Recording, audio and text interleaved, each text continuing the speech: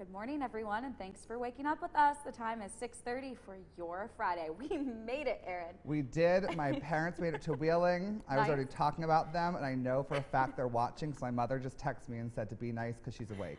So, hi, Mom and Dad. But we'll be nice. We'll be nice.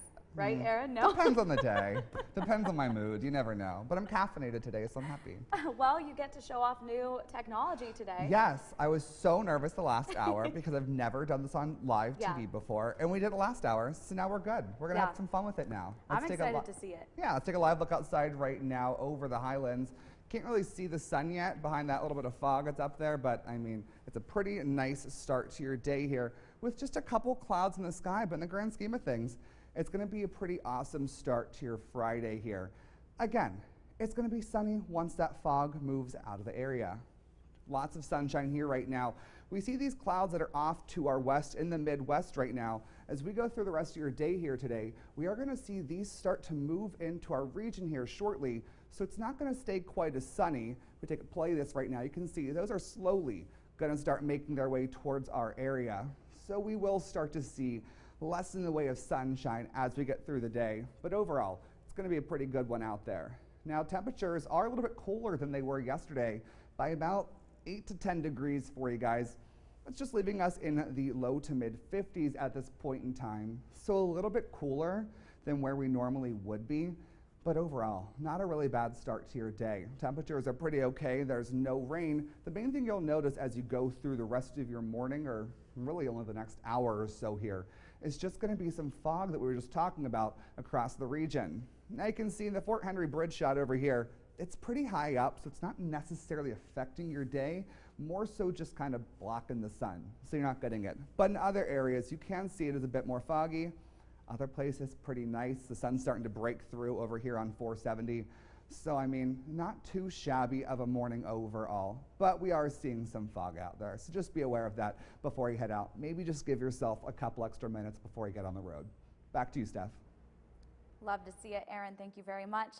Whether you're a thrill seeker or a kid getting on a ride for the very first time, there's nothing quite like a day at Kennywood. The park outside Pittsburgh has become a summertime tradition for generations of families. 7 News anchor Catherine Guyon checked out what's new for this season and says she even ran into some people from the Ohio Valley. Remember being a kid and anxiously counting down the minutes until Kennywood opened? There's nothing like heading through that line for the first time. But even if you're a repeat guest, the park is going to look a little different. Really just creating a more engaging atmosphere that people love to be at. The park, been a little bit, needed some TLC in some areas, got what it needed, and then a whole lot more. A multi-million-dollar investment made the park brighter and more fun. What are we most excited for today? We're really excited for Potato Patch, the fries. And to ride the kangaroo. We're so excited for the return. That's our family favorite ride. That's right. The famous kangaroo is back, and perhaps better than ever. As a legacy ride that had been here for about 60 years, it needed a lot of work, and we were able to modernize it. So upgrading it with the most latest technology while still preserving that classic ride experience that people come to know and love. All the other classic rides are ready too. But even if the coasters aren't for you, Kennywood is trying to make sure there's something for everyone. They've brought back the Bites and Pints Food Festival on weekends through the end of June, and they're adding more live music to the park. Things that are enjoyable and enticing for the littlest people in the family, through adults and the thrill seekers, and then also for senior citizens, grandparents, that they still want to come and be a part of the experience. Young or old, first-time visitors or seasoned pass holders, Kennywood is ready to welcome you. We love the fun and we love the family-friendly atmosphere, and we love that they're bringing back all the old traditions here at Kennywood this year. Yeah. At Kennywood Park, I'm Catherine Guyon working for you. I love the Bites and Pints. I did that last year. It was such a blast. Kennywood says if you plan to visit, your best bet is to plan ahead and buy tickets early. You can do that online, and we also have information all you need at WTRF.com. Approximately 1 out of every 8 new mothers experiences postpartum depression. Symptoms include persistent sadness, trouble forming a bond with the baby, and feelings of guilt or hopelessness. So, the Belmont County Health Department is starting a postpartum depression support group. Health officials say they discovered there was a big need. We did some surveys in the community of women of of childbearing age, and also providers like physicians, obstetricians, gynecologists, other health care. And it was determined to be a need that there were women who, after having a baby, were suffering from postpartum depression and really needed some support.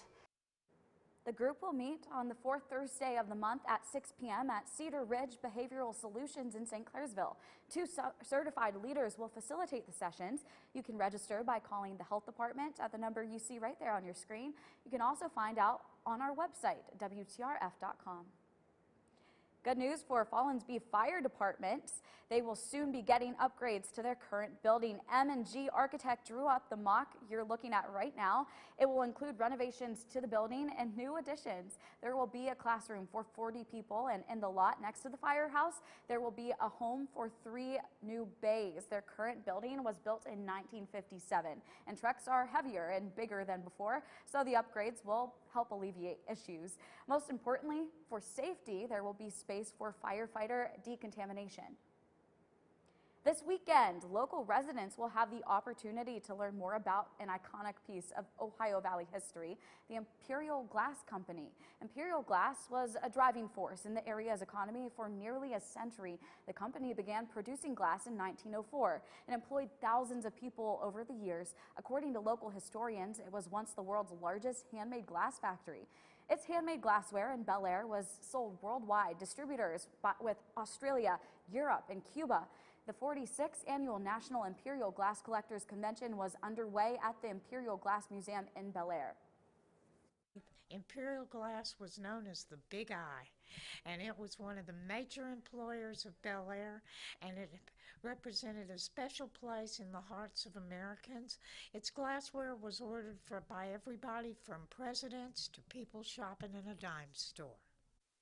The Big Eye glassware will be displayed at the museum, and a silent auction will be held throughout the weekend. There will also be several historic seminars, some of which will include former Imperial employees.